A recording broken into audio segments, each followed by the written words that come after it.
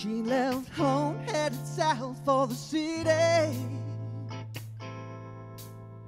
to make herself and her family proud. She soon realized that the city could be lonely. Her beautiful face got so lost in the crowd. There was a boy who appeared to have it all. But inside he wished he could be someone else. He took his love anywhere he could find it. The only one he couldn't love was himself. Oh, what a shame.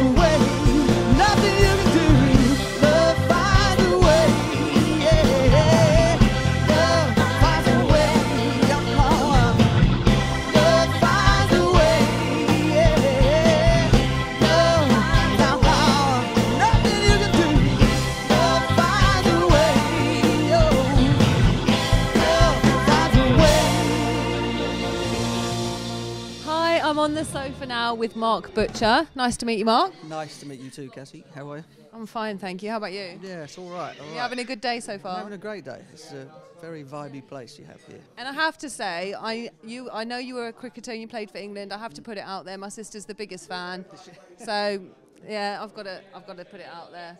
How does this compare to your career in cricket, doing music? Well, it's something that's a lot more nerve-wracking, I guess. Really, compared to standing out in front of hundreds of thousands at Lord's? Yeah, because it's, you know, I did that for 20 years, you know, so I kind of knew what I was doing by the end. This is a little bit more new. You know, obviously the live performing, the writing, the album, the recording, and everything. It's you know, it's a great experience to go through. It's very different from what I've done before. Do you write all the songs yourself? Yeah. I wrote every track bar one on Songs from the Sun House, the album, and you know, it's something I've always done, probably since I was 13 years old. So you've always done that as well as cricket. It wasn't like you did cricket and then you went into music. This is an ongoing. No, I got my first guitar, I think, when I was about 12 or 13, and kind of, you know, bashed around on it, tried to teach myself how to play. And you know, and had always sung. I mean, singing was the main thing. I was in sort of all the productions at school, you know, choirs and that kind of stuff. And so it was just something that I'd always done. The guitar was then another progression, which sort of turned into the songwriting side of it. And up until I was probably 19 years old, which was around about when I started being a professional cricket player. I was in a couple of bands with my brother and a couple of guys from school, and we did original material back then. Does your brother still play now? Brother play, yeah. Brother's a bass player. Is he in your band? He's not in my band. No. We'd row too much. I was going to say, yeah. It's problematic. No, but he still plays bass in bands and things now. And then I went off on a sort of, you know, on a career as a cricket player, age sort of 18, 19, and so the music took a bit of a back seat until probably until I was about 28, 29, when I started to take it up again. Carried on singing and doing guitar all yeah, the time exactly. Anyway. It's like a hobby. Yeah, and some of the songs, there's the track on the album called You're Never Gone, which is something that I wrote for a teammate of mine who was killed in a car crash back in 2002, and that's probably the earliest tune from the album. And that kind of, you know, the tragedy itself kind of kicked me off onto writing again. Back into your music career. Yeah. So it's an inspiration. Yeah. Which is an amazing thing to come out of. Something tragic. Yeah, indeed.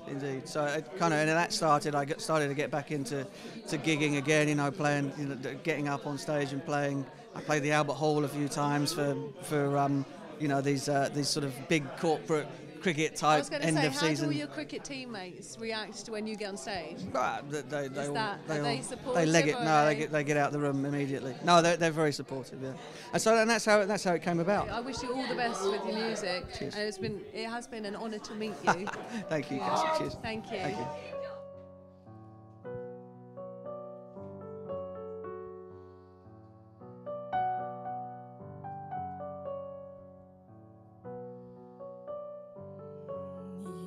Gain weight, unlike this relationship, to fame my unhappiness. I'll drink till I manifest some kind of life in a bar. So I lay down my life in a bar. So little between us. So little between us. There's nothing here but space and tears between us. So little between us.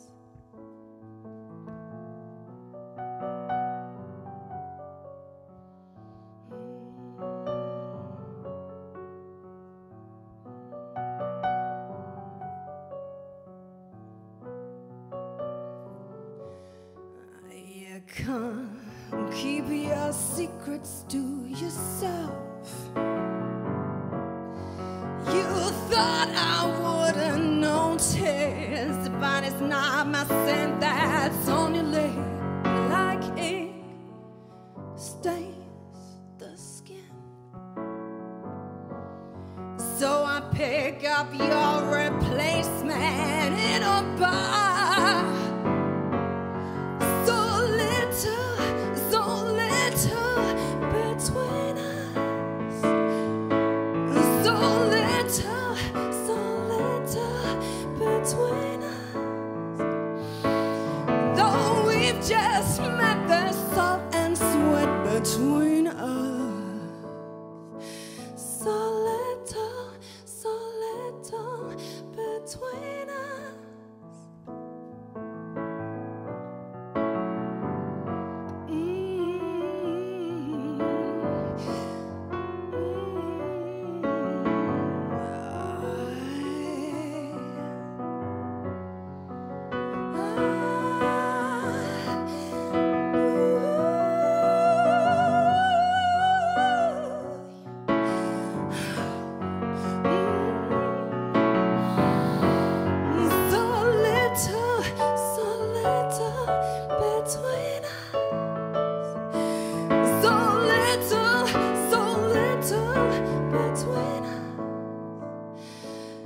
There's nothing here but space and tears between us. So little between us. Thank you very much. Hello, I'm here with Fiona from Iris and the Wolves. Fantastic set, by the way. How long have you been performing as Iris and the Wolves? Around 5 years. And have you always been a musician? Is it something that is in your blood, or are you trained, or you started as something else and then changed direction? I've always been a musician, but originally I was classical, so I sang a lot of opera when I was young. Have you ever performed in an opera, or? I have, yeah. I know, it seems bizarre, doesn't it? But Only because your voice is quite melodic and a bit darker, I'd say lower, to say, are you a soprano? Is that? I am actually a soprano. I've got just over 3 octaves, which I suppose is quite a lot. But my voice does go really scarily high, but obviously I don't use it a lot in... I was going to say, do you generally sing a lot lower, or you incorporate the whole thing, or is that something you've chosen to move away from? No, I still sing classical in, on the side, in secret. So, I don't know, yeah, I tried to use it, but in my own writing, I guess it hasn't come up that much. And I tried to sort of have a lot of different colours in my voice. Well, actually, a lot of them are there naturally. It might sound like I smoke millions of fags and drink whiskey, but actually, the gravelly side of my voice has come around completely naturally. Fortunate, some people do have to smoke about 60 a day. I don't know why it's there. I have no idea. I was a classical soprano for years, and then suddenly I turned into Bonnie Tyler. Don't know why. Do you write your own songs yourself? Yes, I do. Yeah, and then Dan usually arranges parts on the keyboard, and then the band will arrange all together. But yeah, I do write everything. Do you write the music as well, or do you and Dan get together and do that together? I write all the music too, and then usually hand it over to him, and he might modify it slightly for the piano, and he's written the odd sort of mid-late and things for me. I read something, I think it was a quote saying that he had the most amazing hands that you've ever seen on a man, so I did have to look at his hands when he got here. He said he's got to keep them in his pocket, so probably why he doesn't want to be on the camera. Bless him. He just has really, he has proper piano player's hands, they're just really lovely. What inspires you to write your music? Life, I suppose, and, all my songs lyrically are about real life experiences that I've had, but at the same time, I am very inspired by books and films. And it's a funny one, but I tend not to be really inspired by other people's music, even though I listen to tons of music. But books and films. I mean, certainly when I was a teenager, I was obsessed with Angela Carter, and I think maybe that's where the name of the band came from, but in a subconscious way, because she wrote Company of Wolves. And, in my teenage angst, that was like my Bible. It was lovely to meet you anyway. Have you had a good time at Yellowfish today? It's been fun today, yes. Excellent. Thank you very much, and good luck with everything in the future. Thank you, Cassie.